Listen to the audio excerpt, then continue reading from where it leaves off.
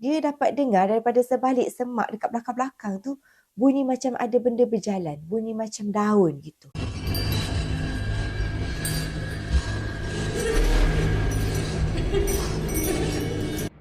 Hai, Assalamualaikum and welcome to Pika Storyteller Channel. Pika nak ucapkan terima kasih pada korang semua yang sudi untuk klik pada video kali ini.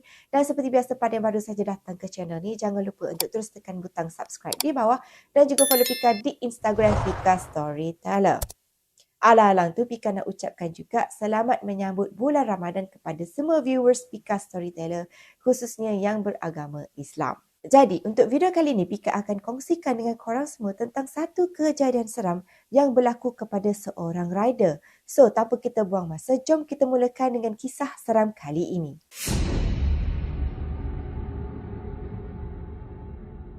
Dalam kisah kali ini, ada satu watak yang korang kena kenal iaitu Bob, bukan nama sebenar. Kata Bob, dulu sebelum dia ni menjadi rider, dia pernah ada satu kerja yang proper lah. Tetapi disebabkan oleh PKP. Korang perasan kan masa PKP hari tu, ramai sangat orang yang terpaksa diberhentikan kerja ataupun dibuang kerja disebabkan oleh ekonomi yang sangat teruk masa tu kan. So, Bob ni dia merupakan salah seorang daripada mereka yang diberhentikan kerja lah.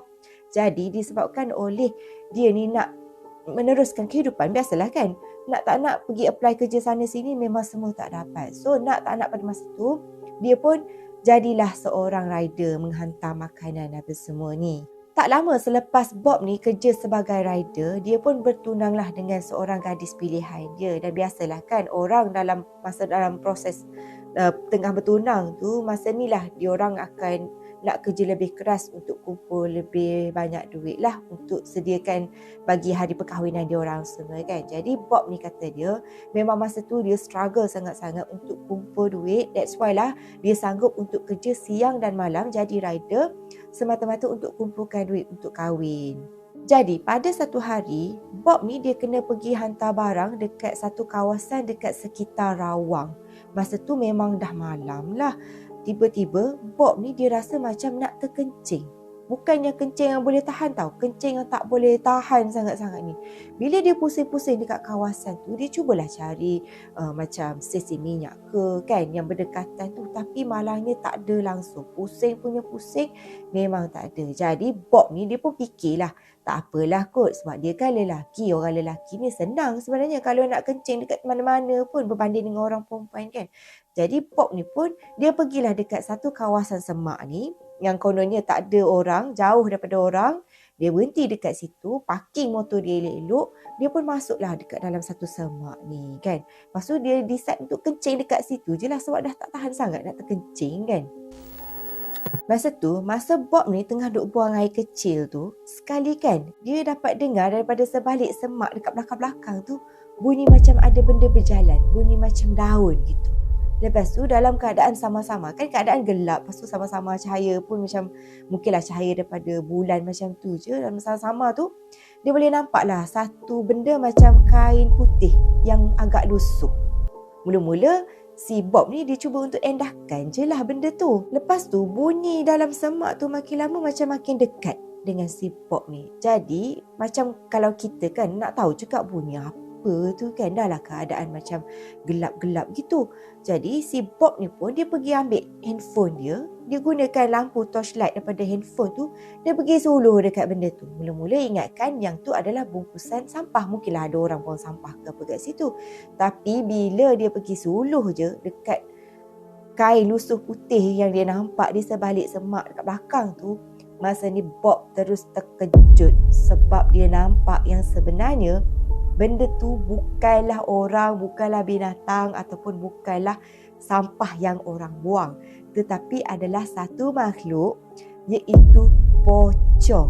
Bila Bob ni dia ternampak pocong tu di sebalik semak kan, masa ni kata Bob jantung dia tu macam nak terkeluar tau. Dia punya takut sangat tu. Yelah bayangkanlah kan, bila dia pergi suluh dia boleh nampak yang benda tu sebenarnya macam dalam satu bungkusan putih, kain putih yang lusuh. Lepas tu muka dia hitam sangat dan nampak macam ada cebisan darah macam tu. Jadi mungkinlah makhluk tu agak dekat lah kot dengan si Bob ni. Mungkin benda tu tengah mengintai Bob ni kot. Sebab dia tahu kan Bob tengah buang air kecil dekat semak tu. So masa ni Bob ni dengan tak sempat zip seluar apa semua, dia terus lari, bawa motor dia lari daripada kawasan tu. Nasib baiklah juga motor dia tu boleh hidup. So biasanya kalau dalam kisah seram, bila try nak start enjin motor tak hidup semua kan. Tapi Alhamdulillah boleh start enjin motor tu, lari daripada situ. Tapi kadang-kadang terfikir jugalah, Bob, yang kau pergi kencing dekat dalam semak tu kenapa, Bob? Tahan je lah kencing tu sampai jumpa sesi minyak kan next time. Ke macam mana? Ke korang pernah pergi kencing dekat dalam semak? So dalam kisah kali ni bila Pika baca, memanglah Pika kata seram juga sebenarnya apa benda yang berlaku dekat Bob tu. Tapi dia macam ada kelakar pun ada juga kan. Sebab benda tu macam nak mengusik si Bob ni. Dia macam seolah-olah kau pergi kencing sini tu kenapa? Macam gitulah lebih kurang kan. Sebab biasanya makhluk tu kan macam yang Ustaz cakap, makhluk tu kan dia ada dua jenis. Satu yang masuk dekat dalam kalbu kita ni kan, yang menghasut kita. Satu ni yang suka mengusik. Jadi yang mengusik si Bob ni jenis yang suka-suka mengusik lah. Dia tahu okay, ada orang tengah duk buang air kecil kat sini, aku sedekah je lah dia. Rupa bentuk jadi macam pocong kan, usik si Bob ni. Sebenarnya kita dah tahu makhluk tu semua, kita nampak pocong ke, pontianak ke, langsui ke, tu semua sebenarnya adalah jin, iblis, syaitan. Bukannya makhluk lain pun. Cuma rupa bentuk tu je. Depends pada dia orang lah nak jadi apa masa tu kan.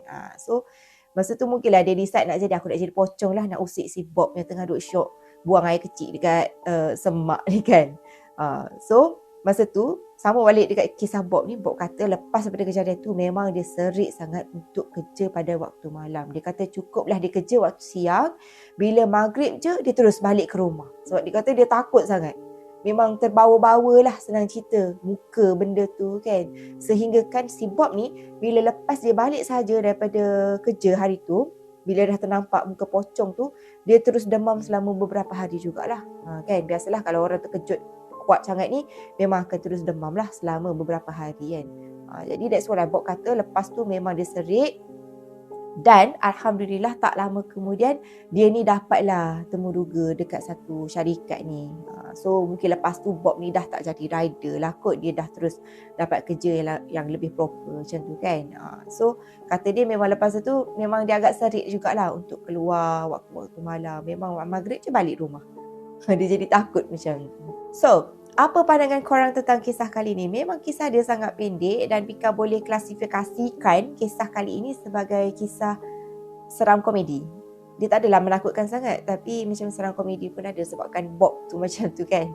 So anyway, Pika nak tahu juga apa pandangan korang tentang kisah kali ini dan bolehlah korang komen di bawah. Dan seperti biasalah, jangan lupa untuk tekan butang subscribe dan juga follow Pika di Instagram Pika Storyteller. So anyway, itu sahajalah video Pika untuk kali ini. Jumpa korang lagi in my next video. So see you soon. Bye.